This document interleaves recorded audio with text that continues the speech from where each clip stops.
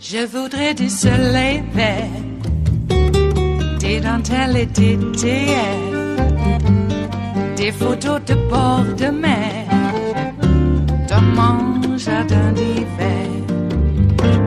Je voudrais de la lumière, comme en Nouvelle-Angleterre.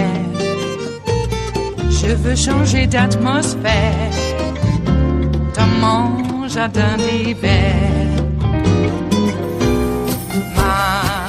Ma fleur sous la pluie de novembre, tes mains qui courent, je n'en peux plus de t'attendre.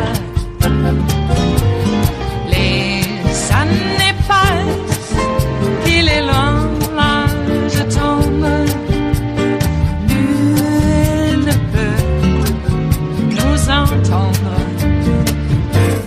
Je voudrais du Fred Astaire, revoir un latte. We're back with some breaking news. We said earlier this week that the Mueller probe was taking on a pace that was more like a drumbeat than drips that we'd seen last year. Read you the Washington Post headline: Special Counsel Mueller files new charges in the Manafort Gates case. New charges were filed Thursday against former Trump campaign chairman Paul Manafort and his business partner, ratcheting up the legal pressure on them as they prepare for a trial later this year. A new indictment has long been expected in Special Counsel Robert Mueller's prosecution of Manafort and his right-hand man, Rick Gates, on fraud and money laundering.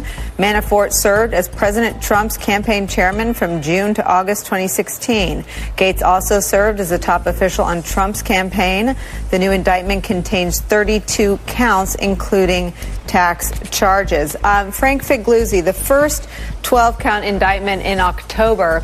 We were told at the time that might not be it, but tell me what's changed other than Bob Mueller and his investigators have now had in their offices for days on end many more figures from the Trump campaign and the Trump orbit. So what is the significance of new charges being filed today against Donald Trump's former campaign manager and his deputy?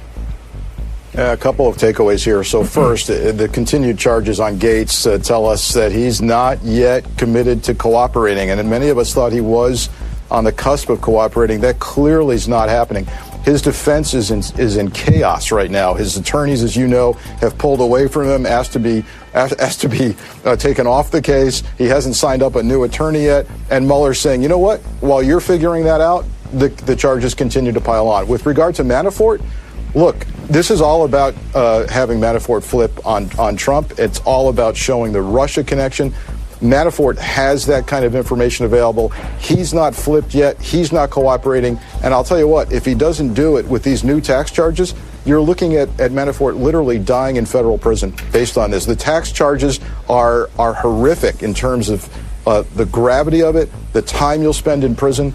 And this takes a while. To get the IRS to sign off on federal tax charges, you've got to really make your case, and Mueller's clearly made it here. I want to ask you about two men. Andrew Weissman, one of the prosecutors on the special counsel investigation, who has made a name for himself in prosecutorial circles as someone who knows exactly how to prosecute crimes like this. I want you to speak to that, as well as Steve Bannon's claim in the book Fire and Fury that the way to get to Trump is right through Manafort, right through Kushner. There were a couple of bad words in there I can't use, but straight to Donald Trump. That's how they bleep him, is what Steve Bannon allegedly said to Fire and Fury author Michael Wolff. So look, the team that Mueller assembled is a dream team in terms of different prosecutive skill sets and different criminal statute expertise. So he's got the right team. Weissman knows how to work this, and I'm telling you, as you said, Manafort is about getting to the Russian collusion with Trump, and until Manafort gives it up, this case is not going to be over yet, and it's a domino effect, right? You get Gates flips on Manafort, you get Manafort flips onto Trump, and you understand the inner workings of how the Russians were working the campaign. That's what this is about. You'll continue to see charges until there aren't any left to charge on Manafort and Gates, and eventually one of them or both of them is going to break and cooperate. It is Friday, the 23rd of February of 2018, and you are in West Coast Cookbook and Speakeasy. I am your chef de cuisine, Justice Putnam. It is Blue Moon Spirits Fridays. That's our daily special, because we are all Nighthawks in the diner of life. Well, we made it through another week, but now we got the weekend. And already, for hours now, the President of the United States has been tweeting furiously, blaming all those kids for all the woes of the world. If only they hadn't been shot and killed on his watch, everything would be just fine. So I guess the solution is to really make schools prisons, keep all of the kids in separate cubicles with armed guards to keep them safe. It's the only way. Why is it every time we have a mass killing, let's just throw constitutional guarantees of individual liberty right out the window because we're frightened little animals? I just don't get it. You know, there is a solution to this problem. And I'm not talking about controls on video games. I'm not talking about controls on movies, etc., etc., etc. There is one component that if you remove it from the equation, these killings, if they don't stop, they are reduced drastically, almost to the point of nothing. And what is that component? Yes, it would be the gun. You know, New Zealand has the same amount of, weird, violent computer games and video games as we have. You know how many murders, mass killings happened? Last 10 years. You know how many? That would be 0. Mm-hmm. Okay. Why? Why is that? Because of the component I mentioned. The gun is missing from the equation there. Surprising. Well, Wayne LaPierre went up at CPAC yesterday and essentially called for insurrection against the United States. Why is he not in prison for sedition? For a public call to bring down the government of the United States, and in this case from within the FBI.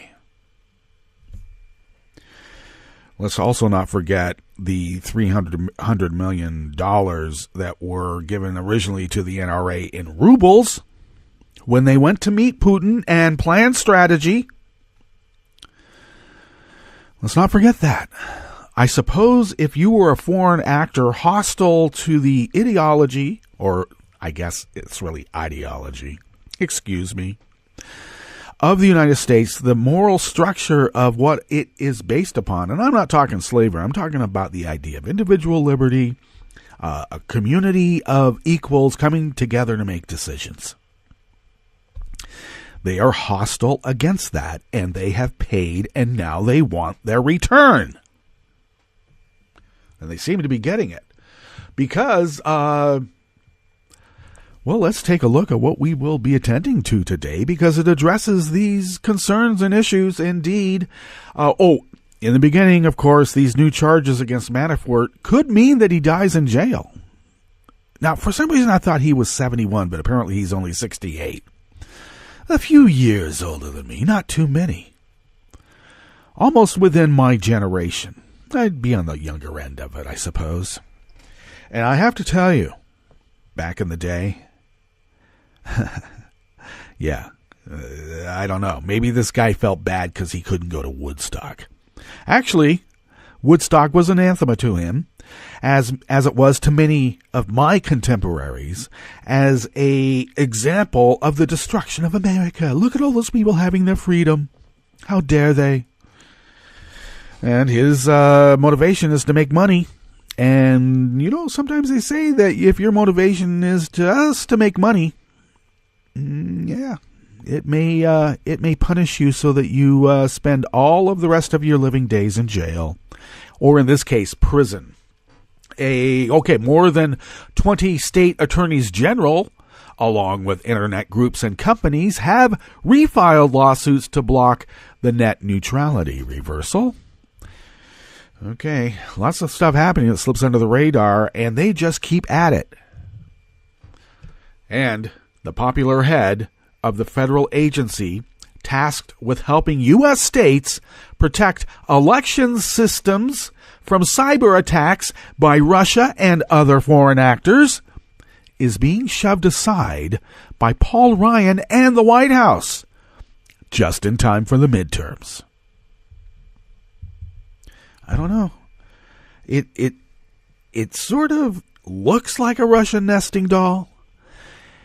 It actually rolls around like a Russian nesting doll. It even has, I got to tell you, it even smells like a Russian nesting doll.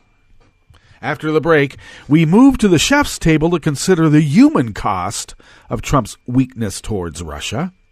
And the world's oldest known cave art was crafted by Neanderthals more than 20,000 years before modern humans arrived in Europe.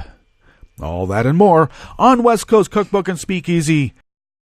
Bon appetit.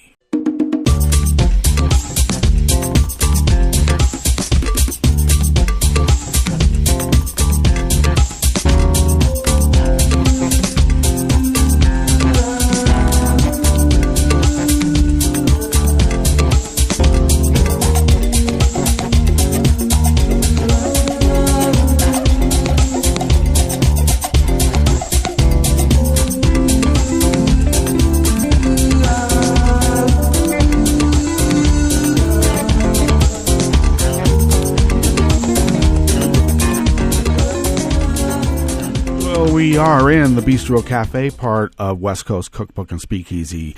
Blue Moon Spirits Fridays. There was a social media question about if you were a cocktail, what would that be? I think it was a hashtag. What would I be if I was a cocktail? I would be a French 75. Okay? You can look it up.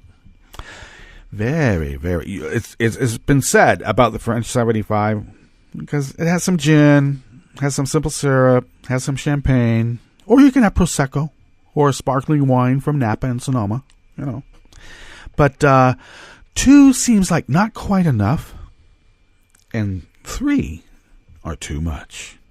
Oh my gosh, it looks like the Fulton County Schools, and that's in Atlanta, Georgia, are going to join the Houston School District, or a school district outside of Houston, in exacting severe punishment for protests of students who want to express a civic-minded petition to maybe redress their government so that they would stop being killed in mass quantities. And there will be severe punishments for taking part in your civic duty if it happens to be, actually, even within the confines of the school grounds and during the hours of school. As I'm looking at this a little bit closer, expressions of protest on or off campus, severe punishments that will include up to expulsion. What? Okay, I doubt that. There will be some lawsuits. And do they really want to pay out? Because they will. I know, because I've been there before. And kids, I come from an academic family. I know a little bit how all this works. And in my own quest through the trail of academe, college and university admissions officers will look at your suspension for the activity of this day as a fabulous benefit for you being admitted. Rather than it being a liability, they will want you to be part of their institution. And I would then also suggest that you write a paper about it, parents and grandparents of these kids, of kids this age, because I have them. Have them write a paper about it. Have that part as your college packet that gets mailed in, okay? And if you happen to have even applied to the National Merit Society or any of those organizations, whether you were chosen or not, do have that on your application to get into university. It will, yes, it shows initiative, okay? They like that. Okay, more cops on campus. Got to have that. Or if not more cops, more guns. Actually, I think they want more cops. Okay, you got one cop who froze. He was Corporal Ofen in Saving Private Ryan. Officer Scott Peterson froze. He could not get himself to go into that building. And if you've heard an AR-15 resonating in the close confines of a building like that, you don't really hear it as much as you feel it, the bass of it. And it's a pretty scary sound, and you probably heard that on the kid's cell phone footage during the attack. So I don't know if I want to say that I actually understand the officer's plight, because, he has a handgun, maybe a 9mm at the most. And you hear something like that, it's hard. It's got to be hard. And I think in many of these situations, what are cops usually trained to do? Wait for a backup. But at the same time, there's kids. He can hear the screams of these children. And Corporal Ofen froze. And the book will be thrown at him, indeed. And you know what's going to happen now, because Corporal Ofen froze. There is not going to be a school resource officer on campus any longer. It will be replaced with a SWAT unit, fully equipped with rocket launchers and tanks. Mark my words. Okay, let's get to this first article here. I've culled it from Raw Story by way of Reuters. And let me see who. Okay, reporting by Ross Kerber in Boston, Trevor Honeycutt in New York. Additional reporting by Susan Barlin. The world's largest asset manager put U.S. gun makers on notice yesterday that it is no longer business as usual in the wake of a shooting that killed 17 at a Florida high school. So BlackRock has now put pressure on companies such as Sturm Ruger and Company and American Outdoor Brands Corporation. BlackRock is the largest shareholder in both gun makers and has more than $6 trillion in assets under management. It stopped short of saying it would divest its funds of gun companies, however. Underlining how the Valentine's Day massacre at the Florida high school has rattled the finance industry's relationship with gun makers, this is something right here. This came about because of public pressure. First, National Bank of Omaha said separately yesterday it would not renew a contract with the NRA to issue an NRA-branded Visa card. And, of course, the NRA did not immediately respond to requests for comment at the time of this article, because Wayne LaPierre went before CPAC and laid down the law. And the law is that America, as you think you know it, no longer exists. We will be writing in Cyrillic very soon.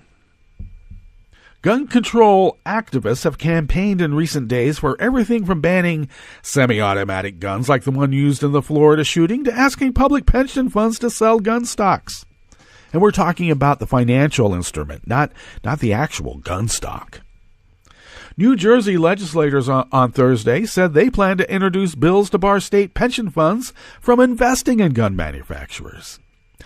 My state of Oregon, my birth state, now the state I reside in while I care for my aging mother, have also passed a bill that will be signed into law that will prevent anybody, not just convicted, not just charged, but anyone accused of domestic violence and other instances where a restraining order may have been involved, from owning a gun Oh, I know people's Second Amendment rights are being trampled on because somebody who has threatened and terrorized their spouse is, and of themselves, a well-regulated militia. Just look at them.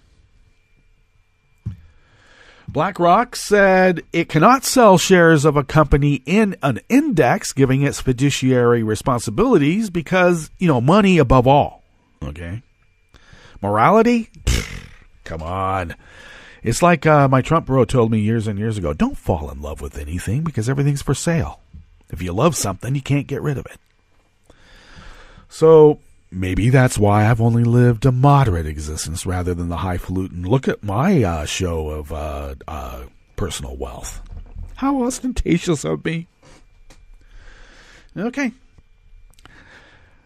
With so much money under management, BlackRock often has among the largest stakes in U.S. public companies, given it much potential influence over their policies. It owns about 17%, of the total shares of Sturm Ruger, and has about 11% of American Outdoor Brands, for instance, according to U.S. regulatory filings.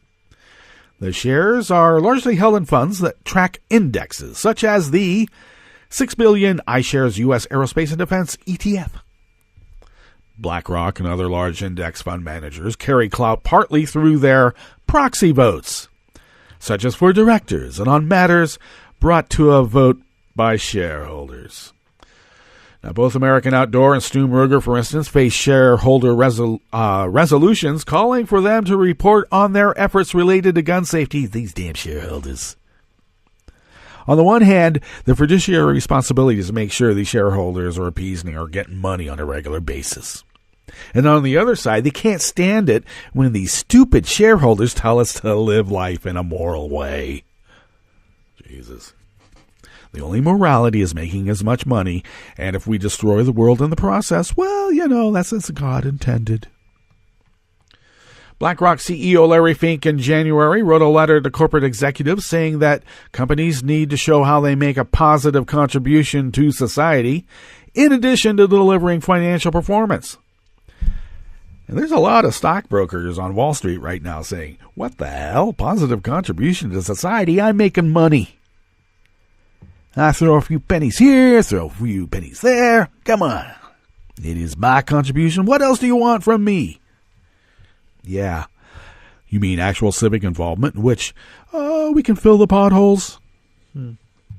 Well, he also said BlackRock would increase its engagement with companies to improve its oversight over those companies, doubling to 64 the number of people it has dedicated to investment stewardship. A team that focuses on other companies' governance. When BlackRock speaks, people listen.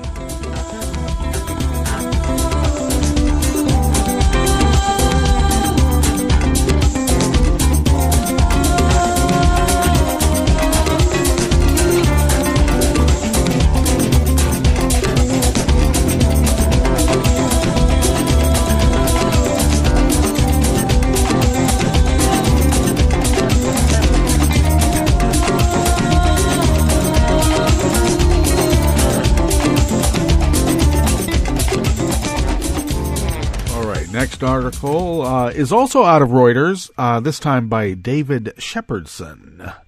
The web browser developer Mozilla Corporation and video sharing website Vimeo Inc. said yesterday that they had refiled legal challenges intended to block the Trump administration's repeal of landmark net neutrality rules from taking effect. And a coalition of more than 20 state attorneys general, led by New York's Eric Schneiderman, separately will refile a legal challenge as early as today. Well, the FCC officially published its order overturning net neutrality rules in the Federal Register yesterday, a procedural step that allows for the filing of legal challenges. The Republican-led FCC in December voted 3-2 to overturn rules, barring service providers from blocking, slowing access to, or charging more for certain content. The White House Office of Management and Budget, Mulvaney, you troll, you monster, Mulvaney, They must still sign off on some aspects of the FCC reversal before it takes legal effect, and that could take months. Because when you go under the bridge to get the troll to do something, it takes a little negotiating. Congressional aides say the publication will trigger a 60 legislative day deadline for Congress to vote on whether to overturn the decision. U.S. Senate Democrats have the backing of 50 members of the 100-person chamber for repeal, leaving them just one vote short of a majority, and Mike Pence will certainly leave Mother to attend that vote. Even if Democrats could win a majority in the Senate, reinstatement of net neutrality would also require a favorable vote of the House of Representatives, where Republicans hold a larger majority and would still be subject to a likely veto by Donald Trump. Democrats need 51 votes to win any proposal in the Republican-controlled Senate because Vice President Mike Pence can break any tie, and he will leave Mother to break that tie. Today, a coalition of more than 20 state attorneys general and advocacy groups agreed to withdraw a protective petition filed in January that sought to preserve the right to sue. Amy Spitlanik, a spokeswoman for New York Attorney General Eric Schneiderman, said last week the office agreed to withdraw the original petition and will simply refile it once the rule is published. Either way, our coalition of AGs is taking the FCC to court to challenge its illegal rollback of net neutrality. Well, the repeal is a victory for internet service providers like AT&T, Comcast, and Verizon, conferring power over what content consumers can access. Or you can access it before a fee, but you may not be able to access it because they don't like the content that you like. Technology companies including Alphabet Inc. and Facebook have thrown their weight behind the congressional bid to reverse the FCC December vote. And if you ever go to my diary on Daily Codes for show notes and links, scroll all the way down and you'll see a little tribute. It says, "Rest in peace, Aaron Schwartz."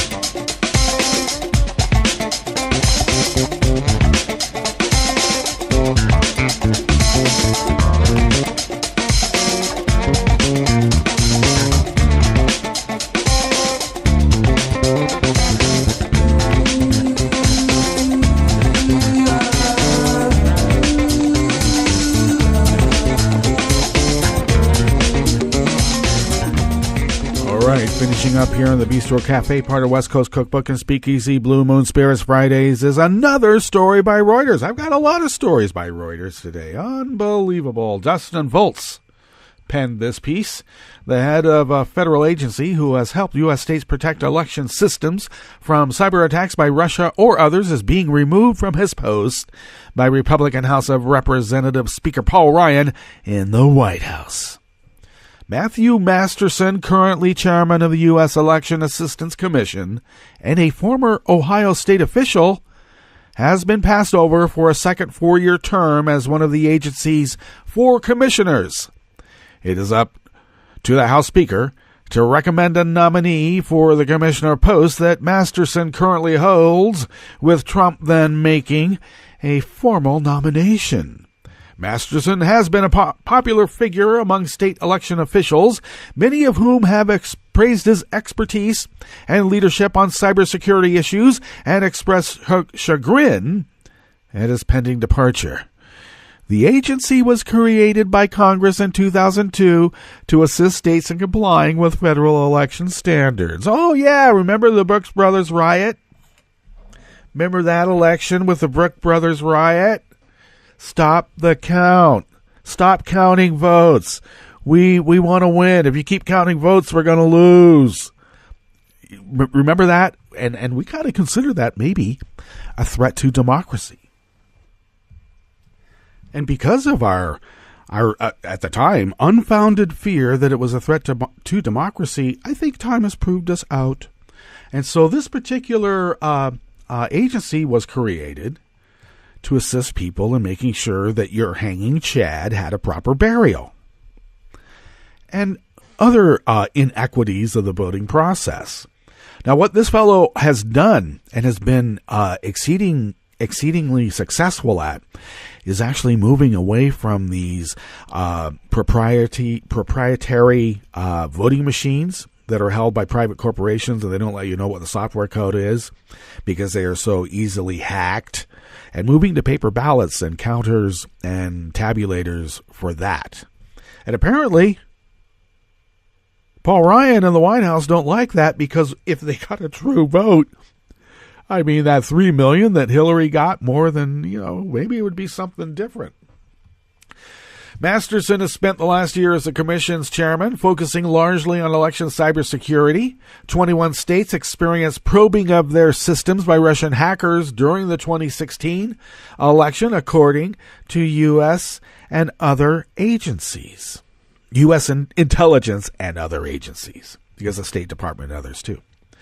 Though a small number of networks were compromised, voting machines were not directly affected. Well, actually, that's not true. There is evidence that they were directly affected, and there's many stories, even in local publications, about these attempts. I think what they mean to say is that we're still finding out. I think it's still early, because there might have been some vote manipulation, or at least purging of votes in some fashion. Okay, so Special Counsel Robert Mueller's office last Friday indicted, of course, 13 Russians and 3 Russian companies for their involvement in a criminal and espionage conspiracy to tamper with the 2016 election. Under law, the Republican and Democratic leaders of the Senate and House each recommend one commissioner to be nominated by the president to fill the agency's 4 spots. The Republican-led House Administration Committee last year passed a measure that would terminate the agency on the grounds that it has outlived its usefulness because it's keeping them possibly from being able to game another election, in this reporter's opinion. Let's get to our break. We'll come back and move everything to the chef's table, go through the weather, and finish up with the rest of the stories. You are listening to West Coast Cookbook and Speakeasy, and we will be right back. You are listening to netrootsradio.com. Please hang up and try again.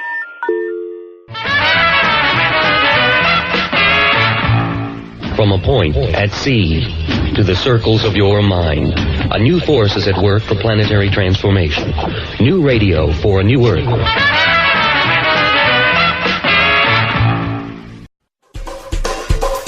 This is Scientific American's 60-Second Science. I'm Karen Hopkin. When it comes to sucking blood, mosquitoes can play favorites. They show preferences for particular species or even certain individuals. At the same time, their taste can change depending on the circumstances. One species of skeeter in California, for example, has a fondness in summer for robins, but will settle for mammals once the birds head south for the winter. But how do mosquitoes decide what's on the menu and when to shift to something new? It appears they play it by nose and by their intended victim's behavior, because a new study shows that mosquitoes not only memorize the scent of their preferred host, they can use these olfactory cues to avoid individuals who try to swat them. The finding is in the journal Current Biology. Researchers took female mosquitoes of the species Aedes aegypti and loaded them one by one into a maze shaped like a Y.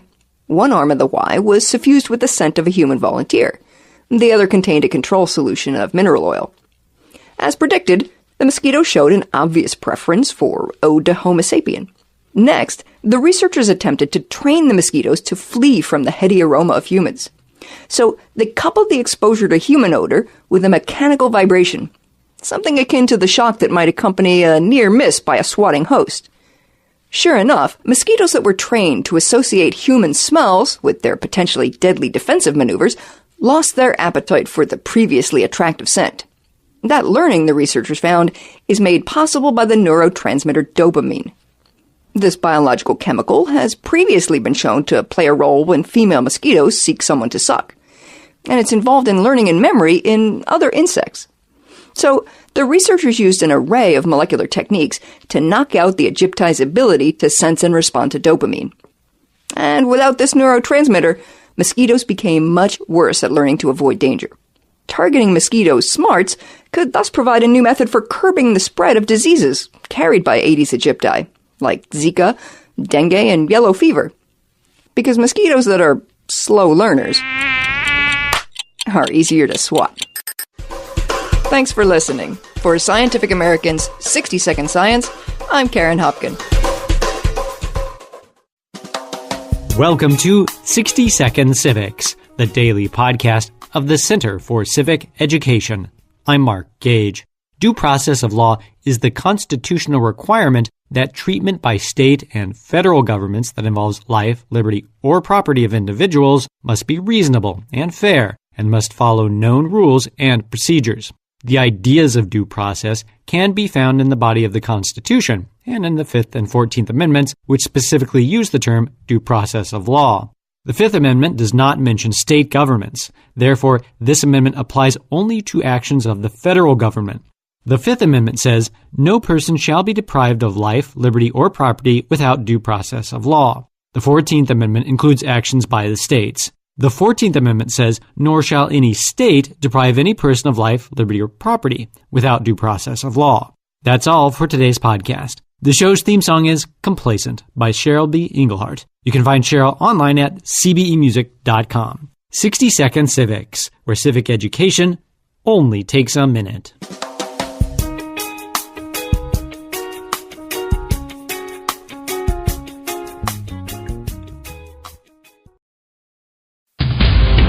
This is Solidarity News on Radio Labour.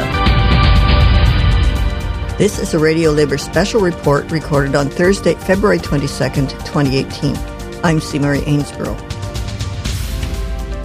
In the United Kingdom, tens of thousands of university lecturers have started a 14-day strike as part of a series of walkouts planned to protest severe cuts in their pension plans. More than 1 million students in 64 universities will be affected by the walkouts, which will be spread out over a month. The dispute is centred on a demand from the universities that they be allowed to change the pension plans of their lecturers from a defined benefit plan, which guarantees a certain pension amount, to a defined contribution plan, which would fluctuate according to the stock market. The union representing the lecturers, the University and College Union, estimates the typical lecturer would lose an estimated £10,000 a year, about $14,000. The union says that younger academics could lose almost half of their retirement income. The university's bargaining agent, known by its acronym UUK, says that the universities cannot afford the current pension scheme. Joe McNeil is the president of the union local at Liverpool University. We cannot live on 100% defined contribution pensions, so it is absolutely, beyond, a joke that they would expect our membership to accept that proposal. So obviously then, the mobilisation of the membership, moved in earnest. Then people who have never seen at a union meeting in my life were at union meetings, banging about the fact that they don't want to lose their pension, which they've got every right to do. We start our strike action on the 22nd of Feb, and we move into 5 consecutive days that week and the following week. So we're out the Thursday, Friday, and then the Monday, Tuesday, Wednesday of the following week. And then the week after that, we have 4 days in that we're having strike action. This is not the type of action that our members are used to. Our members and the academic staff, they're not RMT. I would love our members to be as active as like the rail workers unions or something, but this isn't the type of action our members are used to. So getting them to come out for 14 days and stand on picket lines is a job. I really do think we can win this fight because the universities are not ready for this type of disruption, and they're not ready for the students to turn on them in the way that they are. Some of the striking lecturers prepared a video explaining the strike action to the students. The Universities UK's management wants to destroy the pension scheme.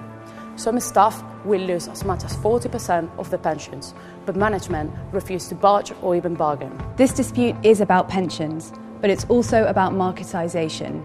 Pensions are being cut, Staff are being casualised and students are paying massive fees.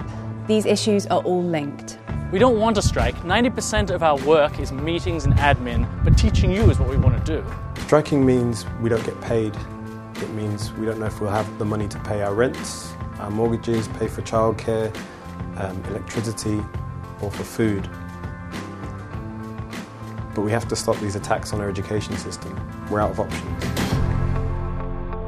Boycott lectures and seminars. Support the picket line. Show your support by wearing a purple square. Write to the Vice-Chancellor to tell him that you support him in his objections to these reforms. Come to our alternative events. This is an opportunity. We can call for free tuition. We can call for new learning environments. We can use strikes to create a new, different university. We can win. The leader of the Labour Party, Jeremy Corbyn, is supporting the striking lecturers. We're deeply concerned by the proposed changes to the university's superannuation scheme that would leave our university staff up to £10,000 a year worse off in retirement.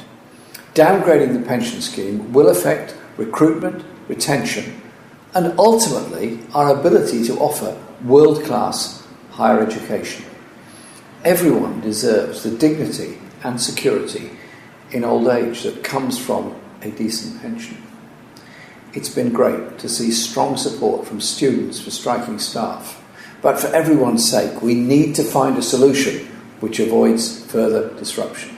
So I join staff and students in calling for the employers to commit now to meaningful negotiations to resolve this dispute. Nationally, 58% of the lecturers voted for strike action. Polls taken before the strike showed that 61% of students supported the lecturers as they fight to protect their pensions. I'm C. Marie Ainsborough. Thank you for listening.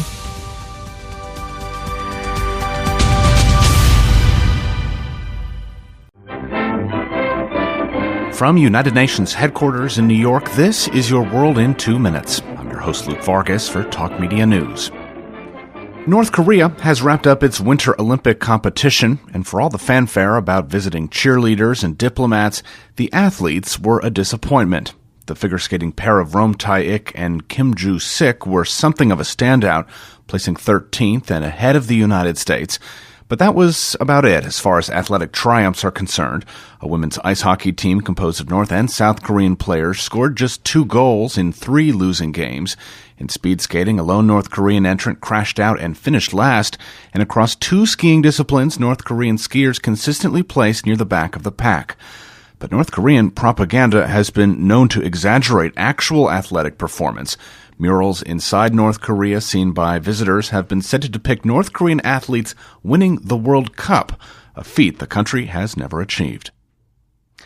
And Iran's deputy foreign minister is threatening to pull out of a 2015 nuclear deal unless economic sanctions against the country are eased. We cannot remain in a deal which there is no benefit for us. It's a fact. Speaking in London Thursday, Abbas Araghchi blamed President Trump for violating the spirit of the deal by stirring up unease about its future. So in any public statement by President Trump, when he said that this is a very bad deal, this is the worst deal ever, I'm going to tear it off, I'm going to fix it, all these statements are clear violation of paragraph 28. He has kept everybody in waiting.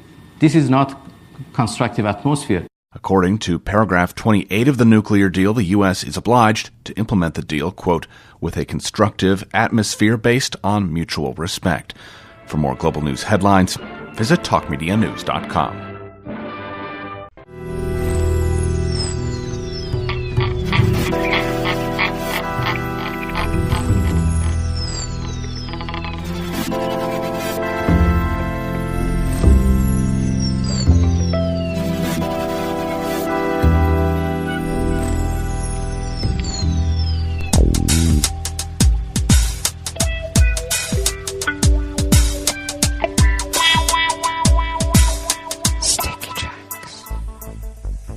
Thank you for accompanying us to the chef's table here at West Coast Cookbook and Speakeasy Blue Moon Spirits Fridays. And if you go to the bottom of our homepage at netrootsradio.com, you'll notice the chat room link and our rowing girl, Kelly Lincoln, monitors that quite diligently. And take a gander over at the leftist side of the page there at the bottom, and you'll notice the donate, contribute buttons, and that's how we pay our bills, and we are unable to do that without you. You can contact me at Justice Putnam on Twitter, and also Tom monitors our at Netroots Radio Twitter handle, so contact us through there and like and retweet, please. Also, as I mentioned earlier, show notes and links can be found on my Daily Coast Diary, and I can be found there as Justice Putnam. Well, let's have a palate cleanser, which is weather from around the world, and we begin along the banks of the Rogue River. In the Rogue River Valley of Southern Oregon on the west coast of the continental United States of America. Boy, I was told at a young age that if you're going to be in radio, speak a soliloquy and carry a big shtick. And sometimes the soliloquy and the shtick get a little muddled. Okay, get that tongue a-working. Well, right now it is 20 degrees Fahrenheit. Ouch. There's still quite a bit of snow on the ground, though we had a melt quite a bit yesterday. Though roofs, those that have proper insulation that do not allow heat to escape, are still covered by quite a thick crust of snow. And we will have a bit of a drying out period in relative terms because it's still a bit moist out there at 84% humidity. And so for a few hours at least. And then later on, we're going to have more rain and snow, a low tonight of in the mid to upper 20s. And we're only going to get up to about 40 degrees today. And then tomorrow we expect to maybe be at 44, 45 with more snow overnight, which means there could be snow during the day depending on where you are at. Barometric pressure is at 30.46 inches. Visibility is up to 9 miles. I mentioned humidity at 84%. Air quality index is only moderate, gone up to 52 parts per million. Do not breathe that. Put on a mask. Okay, weather from around the world is brought to you by people's personal weather stations that they purchased, and they planted them on their property somewhere, and these people live around the world. London is 39 and mostly cloudy. Paris is 39 and sunny. Rome is 47 with showers in the vicinity. Kiev is 24 and partly cloudy. Kabul is 43 with rain. Hong Kong, 56 and cloudy. Tokyo, 38 and clear. Sydney, Australia, 71 and fair. San Francisco, California, 39 degrees Fahrenheit and sunny. And Manhattan, which is in New York, 37 degrees Fahrenheit and cloudy. And that is weather from around the world, brought to you by people's personal weather stations that they purchased, and they put them somewhere on their property, and these people live around the world.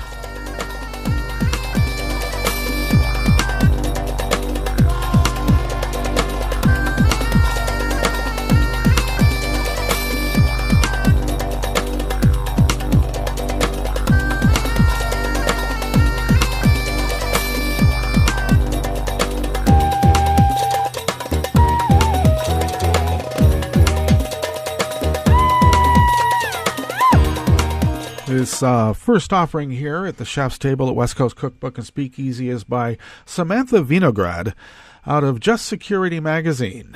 Ghouta, Aleppo, Homs, the list of cities steadily gets longer. The simplicity of their name belies the death, the terror and suffering endured by the residents. Chemical weapons attacks, aerial bombardments, malnutrition, sexual violence, and other means of torture define Syria. Every few weeks, another massive atrocity hits our news stream, and then we turn back to other stories until more flagrant war crimes enter our feeds. The violence doesn't stop when the commercial break comes or when Trump tweets. It is endless. The siege of eastern Ghouta has been underway for some time, with the Assad regime and Russian-backed forces amping up their bombardment on Sunday. And so, as it has so many times for the better part of a decade, Syria is back in the headlines this week, with images of injured children and dead bodies crossing our screens. The U.S. has called it hell on earth, and there is, in fact, no end in sight. An all too familiar macabre scene is playing out. The baseline level of violence, undeniably horrifying, that we have grown accustomed to hearing in the background has been breached. The suffering ratcheted to levels impossible to ignore. Like many times before, the UN and many members of the international community call for action. The Assad regime continues to operate with impunity, and importantly, Russia denies involvement. This is where the human cost of the Trump administration's weakness toward Russia become very real. The U.S. and the rest of the world know that the Kremlin could stop this if Russian President Vladimir Putin wanted to. The United States and the international community, including Syria's neighbors, have a responsibility to do more, but convincing Putin that the U.S. will actually stand up to Russia is a prerequisite for a strategic change in Russian support for Assad, and right now, Putin is unconvinced. So the siege goes on. Regime forces likely retake the city, and the cycle continues. The common thread throughout these 7 years of horror has been a Russian one. Since the outset, Putin has been choreographing a grisly dance. His support for the regime has meant that he has leverage to stop or start starvation tactics, bombings, and torture. He is pulling the strings and has not hidden his support for Assad. While he announced the purported withdrawal of Russian forces from Syria in December, a claim many point to as false, he overtly welcomed Assad to Russia in November of 2017 and has publicly emphasized his commitment to keep supporting Syria's sovereignty. Even before the first Russian airstrikes in Syria in September of 2015, the Kremlin's support for Assad impacted the decisions of many world leaders on what to do about Syria. Direct or indirect engagement of any kind in Syria has, for years, meant direct or indirect engagement with Russia, sometimes with deadly consequences. We saw this just last week, when fighting between U.S. and pro-Assad government forces resulted in the deaths of Russians. Putin has used these dynamics to advantage as U.S. leadership wanes because of self-inflicted credibility wounds, arbitrarily backing out of international agreements, failing to stand up to hostile powers like Russia, even after it attacked the core of U.S. democracy with its efforts to interfere in the 2016 elections, making hollow fire and fury threats on North Korea and more. Putin has overtly tried to position himself as the solution to ending the conflict, even bringing the leaders of Iran and Turkey together in the Russian city of Sochi last November. The hubris here is undeniable. Putin is the force behind Assad's killing machine, and yet is publicly and privately establishing himself as a mediator. Russia is calling the shots, both literally and figuratively, and that will not mean an end to the violence. Well, the task becomes more complex in trying to end all of this, of course, because in light of the U.S. president, that being Trump, seeming unwillingness to confront Putin over anything, the logic that he would confront Putin over Syria and not over Putin's ongoing attack on the U.S. is not reassuring, but he needs to try. There are no easy answers to this tragedy. The National Security Toolkit is filled with options from more direct military involvement to diplomatic levers, and all have been debated over and over again in the Situation Room, and with our allies, it is time for the Trump administration to start putting them to better use. Now, Vinograd here, Samantha Vinograd, states that she brings bias to the topic. Her father was a young Jewish boy living in Paris when the Holocaust broke out. He and her family, along with millions of others, suffered while the United States debated whether to directly enter the war. After World War II, the world said never again. Never again would we stand by and let this kind of violence unfold, and yet here we are. And each day that goes by, more Syrians die, and Putin feels more emboldened. bodies pile up, and his assessment of what the world will tolerate and what he can get away with shifts further and further in his favor.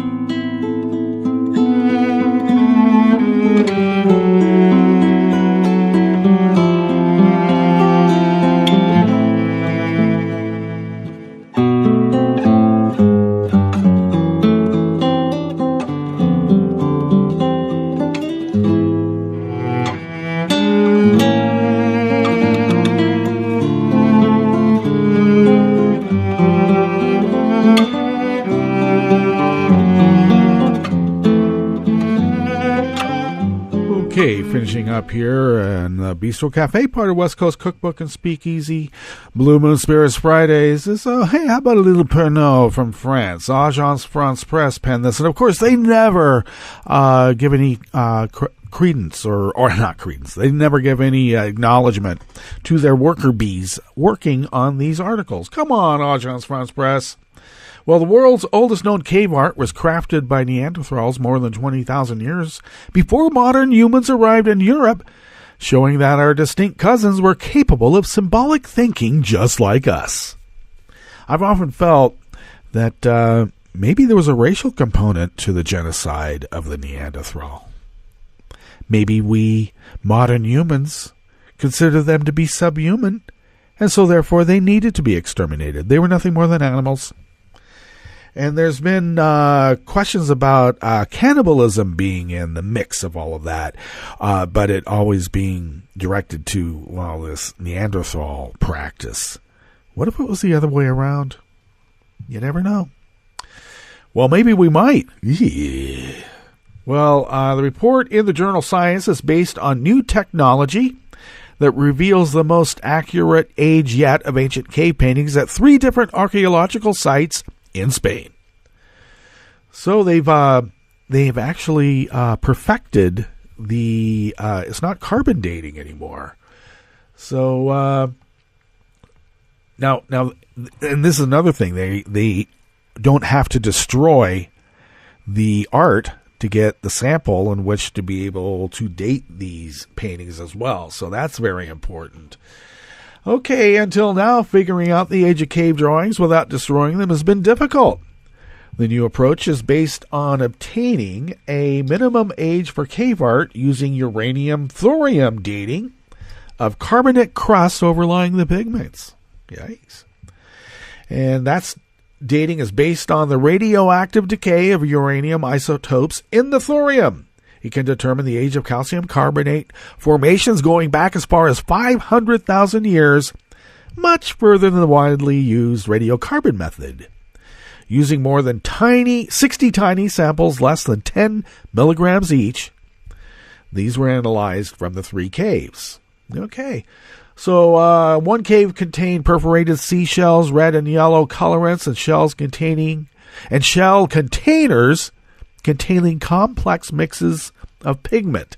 So it turns out that long before we Homo sapiens bipedaled our way into France and Spain and elsewhere, the Neanderthals apparently had a full-blown civilization with symbolic renderings of their life, which means that they were more than just animals and subhumans. Okay. Well, that does bring us to the end of our broadcast period for today and for the week, but we'll be back here on Monday to visit with you. Always great content throughout the day for breaking news and also for the weekend. So check our schedule for shows that are coming up. And stay listening to Netroots Radio. And we will visit with you on Monday in West Coast Cookbook and Speakeasy. Bon appetit.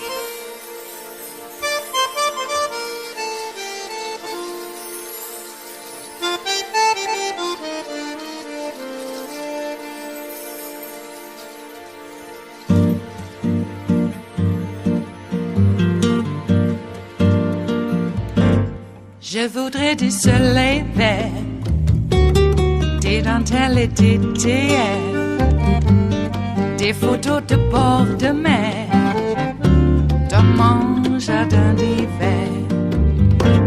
Je voudrais de la lumière en mon Nouvelle-Angleterre.